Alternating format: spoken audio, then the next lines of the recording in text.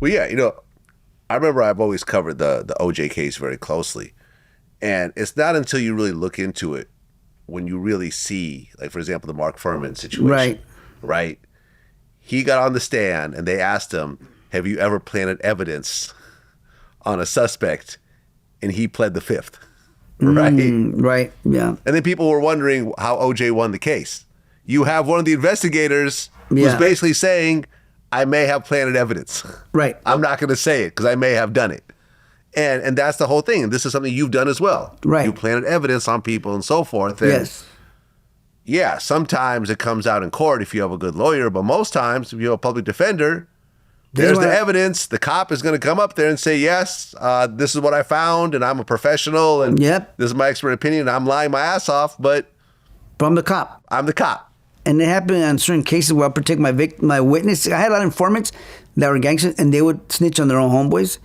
And I was trying to protect my informants, so I would fabricate the report in a way that it was going to be, the PC was there, everything, so it could stick in court. Even though the guys were guilty of the drugs and stuff, but because I'm protecting my informant, I would still go to court and testify about that and lie. Even though I knew why I was doing it, I'm not going to give my informant up and get him killed because that guy was working for me.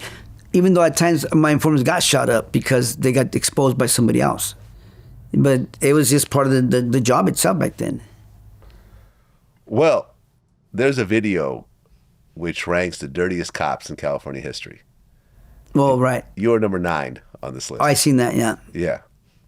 How do you feel when you hear that? Number one is Joseph James D'Angelo.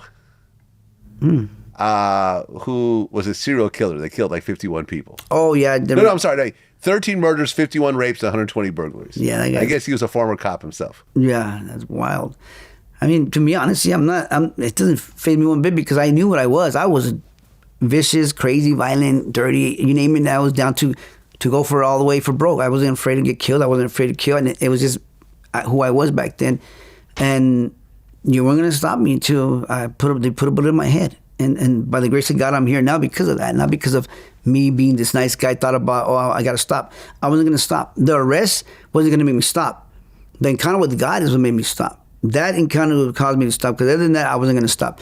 And God is real, and I had an encounter with him. And that's the only reason why I stopped. Other than that, everybody I had on my list was going to get whacked, and you name it, I was going to handle business until either I died in the mission or whatever. I wasn't going to stop.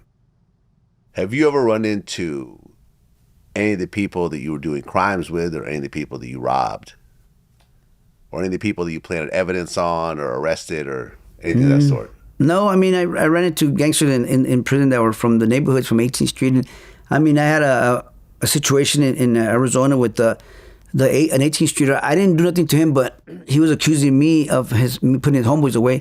And I said, well, your homeboys work for me. And the paisas were going to stab him and about 3 other Sureños for me that day. And this is in 2003. And I was going to stop. I stopped the riot, but the paisas had my back.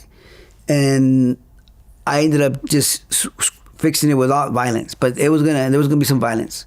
And I was going to handle that dude at first. But then when I came to grips, I said, wait, I have to humble myself. I'm being tested by God. I feel I'm being tested because I could take this dude out any time I want. And then when the paisas found out about it, they had my back. They wanted to go stab these guys. And I ended up being the mediator, saying, no, you know what? It ain't worth it, bro. I got transferred out of that prison because I wasn't supposed to be there yet. I was supposed to be in LA fighting my second indictment. So it was like a mistake. I was down there, but it still turned out to could have been ugly. So yeah, I did run into one person like that. I ran into another guy that was in Rampart Division that moved dope in Rampart, and he saw me in prison, tried to intimidate me. I go, dude, I'm not going to give you no money. I'll beat you up. He was trying to say, how much Harvey? I go, I already told you, but I'll slap you around. Yeah, that was like my first year. But he tried to think I was going to get money, so he could stay quiet. It backfired on him.